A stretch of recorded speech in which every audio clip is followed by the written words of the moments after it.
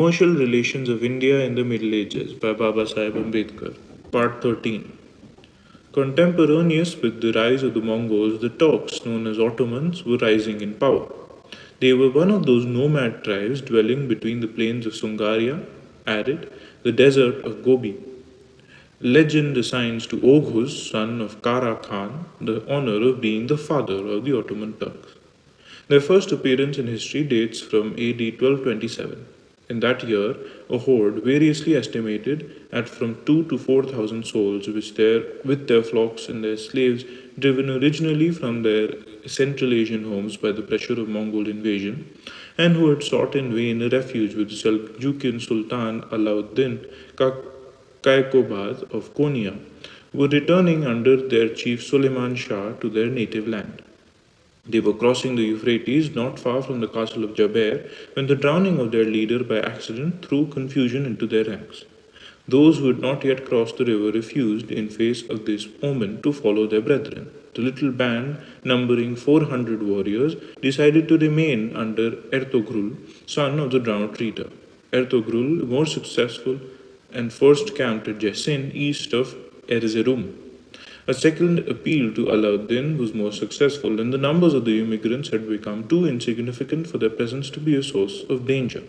The lands of Karajabagh, near Angora, were assigned to the new settlers, who found there good pasturage and winter quarters. The help afforded by Ertugrul to the Seljukian monarch on a critical occasion led to the addition of Sugut to his fief, which he was now more formally invested in. Here, Ertugrul died in 1288 at the age of 90, being succeeded in the leadership of the tribe by his son Osman.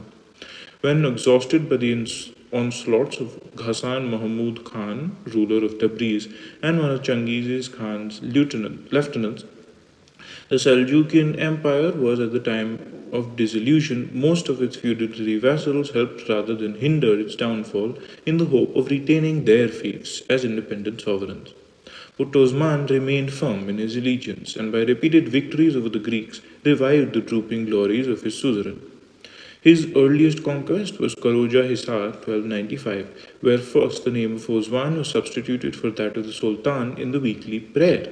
In that year, Alauddin Kaikobad II conferred on him the proprietorship of the lands he had thus conquered by the sword, and presented him at the same time with the horse tail, drum, and banner, which constituted the insignia of independent command.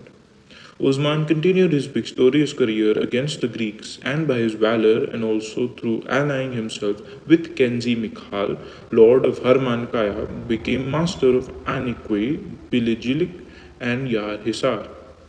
In 1300, the Seljukian Empire crumbled away, and many small states arose on its ruins. It was only after the death of his protector and benefactor, Sultan Alauddin II, that Osman declared his independence, and accordingly the Turkish historians dates the foundation of the Ottoman Empire from this event. The empire of the Turks was very extensive. Turks ruled in Asia Minor, Turks governed Egypt, Turks held minor authority under the Mongols in Syria and Mesopotamia, while the descendants of Genghis Khan had succeeded to the dominion of the caliphs. In Persia, had assumed all the dignity of sovereignty in the wild region of the Volga and the Ural Mountains, in the lands of the Oxus and the deserts of Tartary, had spread over Central Asia and had founded an empire in China, and were preparing to establish the long line of Mongol empires in Hindustan, whom we know by the name of the Great Mughals. The end.